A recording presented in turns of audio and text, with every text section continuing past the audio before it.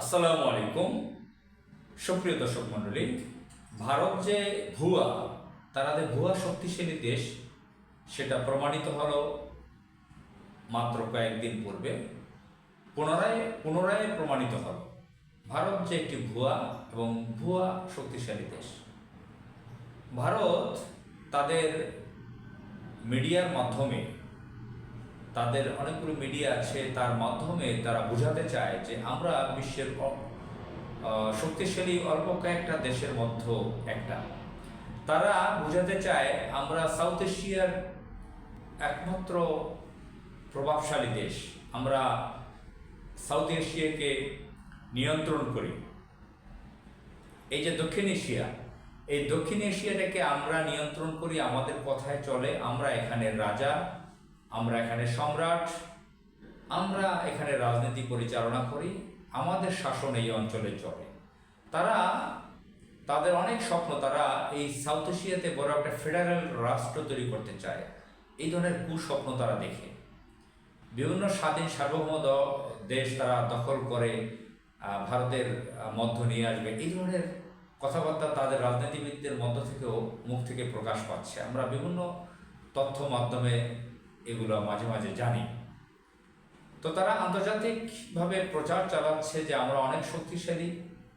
তারা যে কাগজে বাঘ, তাদের যে সামরিক বাহিনী, এবং তারা যে একটি ভুয়া, তাদের যে আসলে আন্তর্জাতিক পরিমণ্ডলে, আন্তর্জাতিক অঙ্গনে যে খুব একটা বেশি শক্তি নেই, কূটনৈতিক শক্তি নেই। তাদের যে আসলে বিশ্বের অনেক দেশ তাদের পছন্দ করে না, বিশ্বের গুরুত্বপূর্ণ দেশ যে তাদেরকে আসলে সেই ধরনের গুরুত্বপূর্ণ মনে করে না, ইম্পর্টেন্ট মনে করে না, সেটা তারা এখনও খুব একটা বেশি উপলব্ধি করছে বলে মনে হচ্ছে না। তারা যে ভুয়া শক্তিশালী দেশ, সেটা পুনরায় কিভাবে প্রমাণিত হলো আপনারা জানেন। যে এই যে ইরানের ঘটনা আপনারা জানেন, এখানে অনেক শব্দ আছে, সেন্সিটিভ শব্দ, সেগুলো ব্যবহার করতে চাই না। তো ইরান হরমুজ প্রণালী প্রসঙ্গে ইরানের সাথে কার কি সমস্যা হচ্ছে, ইরানের উপর কে আক্রমণ করছে, এগুলো সবই জানেন। নামগুলো উচ্চারণ করতে চাই না, আরও কিছু শব্দ আছে উচ্চারণ করতে চাই না। শুধু ইরান এবং হরমুজ প্রণালী নিয়ে সামান্য কিছু কথা দিয়ে আমি ইঙ্গিত করছি। ইরান হরমুজ প্রণালী বন্ধ করে দিয়েছে। ইরান একটি মুসলিম দেশ, তো সারা বিশ্বের ইকোনমিক্স চেঞ্জ হয়ে যাচ্ছে এর কারণে। শুধু বাংলাদেশ আর ভারত নয়, সারা বিশ্বের অর্থনীতি চেঞ্জ হয়ে যাচ্ছে। ভয়ানক একটি পরিস্থিতি তৈরি হচ্ছে, তেলের সংকট দেখা দিচ্ছে।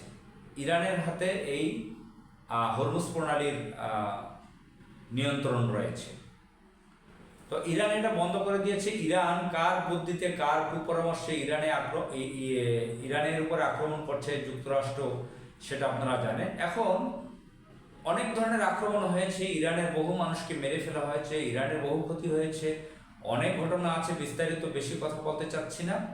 শুধু বলতে চাচ্ছি যে এই যে যুক্তরাষ্ট্র ইরানে হামলা করেছে এবং কাকে দিয়ে হামলা করেছে, এখন যুক্তরাষ্ট্র হামলা করেছে ইরানে এবং অন্য কাউকে দিয়ে হামলা করিয়েছে। এই যে ইরানে এখন যেটা হরমুজ প্রণালীতে জাহাজ চলাচল বন্ধ করে দিয়েছে, অবরোধ তৈরি করেছে, এজন্য এখন যুক্তরাষ্ট্র সেদে সেদে একটি সালিসিতে বসেছে, বৈঠকে বসেছে। আমরা আমাদের অঞ্চলে দেখি না যে জমি জমা নিয়ে পাশাপাশি গ্যাঞ্জা মারামারি হয়, তাকে সালিসি বসে, মধ্যস্থতা করে কোনো প্রভাবশালী গ্রুপ। তো এখানে যুক্তরাষ্ট্র মধ্যস্থতাকারী দেশ হিসেবে পাকিস্তানকে সিলেক্ট করেছে। পাকিস্তানের যিনি বর্তমান প্রাইম মিনিস্টার, এখন সেখানের ফিল্ড মার্শাল, সেনাবাহিনীর প্রধান আসিফ মনির, শাহবাজ শরীফ হচ্ছে প্রাইম মিনিস্টার এবং আসিফ মনির হচ্ছে সেখানে সেনাপ্রধান এবং ফিল্ড মার্শাল খেতাবপ্রাপ্ত বলতে তিনি সেই ডেসিগনেশনের পদবিতে আছেন। তো এদের নেতৃত্বে একটি সালিসি বোর্ড বসেছে, একটি সালিসি বসেছে করাচিতে, পাকিস্তানের রাজধানী এলাকাতে। সেখানে একটি বৈঠক বসেছে, সালিসি বসেছে। সেই বৈঠকটিতে আর যুক্তরাষ্ট্রের উচ্চ পর্যায়ের প্রতিনিধি দল এসেছেন। যুক্তরাষ্ট্রের vice president mister JD Vance এবং ডোনাল্ড ট্রাম্পের মেয়ের জামাই এবং বড় বড় কূটনৈতিক যারা আছেন তারা এসেছেন এখানে, এবং অন্যান্য বিভিন্ন দেশের গুরুত্বপূর্ণ ব্যক্তিরা এসেছেন। তো পাকিস্তান সেখানে সালিসির নেতৃত্ব দিয়েছে। ওই বৈঠকে, একই বৈঠকে সে বারবার ফোন করেছে, ডোনাল্ড ট্রাম্প ফোন করেছে জেডি ভান্সের কাছে, ভাইস প্রেসিডেন্ট, আর যুক্তরাষ্ট্রের যিনি ভাইস প্রেসিডেন্ট তার কাছে।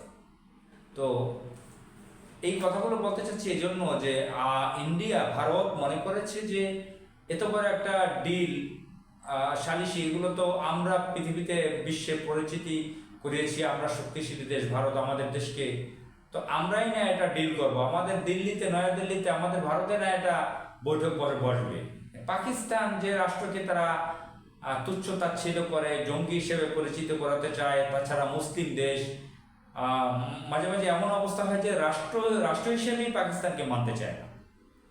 এবং বাংলাদেশ মুসলিম দেশে তারা কালচারালভাবে ছড়িয়ে দিয়েছে তাদের বিভিন্ন গুপ্ত এজেন্সির মাধ্যমে পাকিস্তানের বিরুদ্ধে বিদ্বেষ ছড়িয়েছে বাংলাদেশের মুসলমানদের মধ্যে।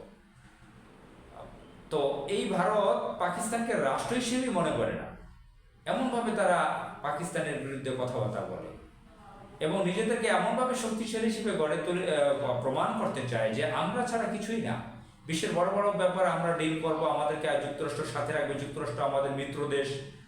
তো তারা আমাদেরকে বাদ দিয়ে পাকিস্তান মুসলিম দেশকে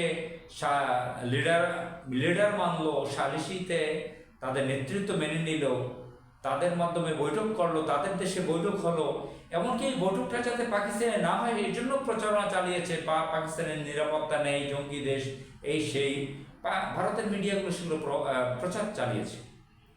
তো এই বিষয়গুলো নিয়ে মাহমুদুর রহমান দৈনিক আমার দেশ পত্রিকার সম্পাদক একটি আর্টিকেলও লিখেছেন, মন্তব্য প্রতিবেদন লিখেছেন গতকাল বৃহস্পতিবার, বিশাল এক মন্তব্য প্রতিবেদন। এটা বিভিন্ন জায়গায় আলোচনা হচ্ছে, আমার মতন সাধারণ নাগরিকও কথা বলছে এই বিষয়ে, আমারও মনে আসছে, তিনিও খুব সুন্দর বিস্তারিতভাবে এটা লিখেছেন। তো সবার কাছে প্রমাণিত হলো এখন ভারত যে নিজেদেরকে আসলে যে বড় ভাই সুলভ আচরণ, তাদেরকে প্রচন্ড প্রতাপশালী হিসেবে পরিচিত করাতে চায়, আসলে তারা অত শক্তিশালী, অত প্রভাবশালী নয়। আসসালামু আলাইকুম।